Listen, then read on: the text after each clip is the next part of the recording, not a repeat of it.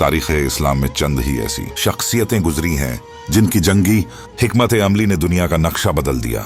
एक ऐसा जंगजू था जिसकी तलवार को खुद अल्लाह की तलवार कहा गया। एक ऐसा सिपह सालार जिसने 100 से ज्यादा जंगें लड़ी और कभी शिकस्त नहीं खाई। जी हाँ, हम बात कर रहे हैं हजरत खालिद बिन वलीद रजी अल्लाहु अन्हु की।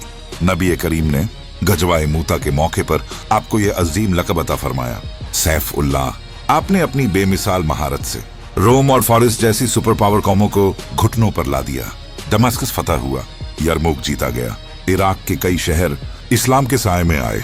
मगर हैरत की बात यह है कि इतना बड़ा जंगजू, इतना अजीम फतेह, मौत उसे मैदान जंग में नहीं बल्कि बिस्तर पर आई।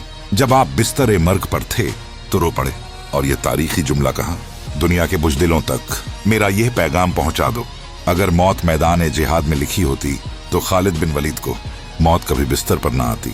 जब मौत लिखी ना हो तो मौत खुद जिंदगी की हिफाजत करती है। हजरत खालिद बिन वलीद एक सच्चे मुजाहिद, एक अजीम फतेह और ईमान की ताकत का जिंदा सबूत थे।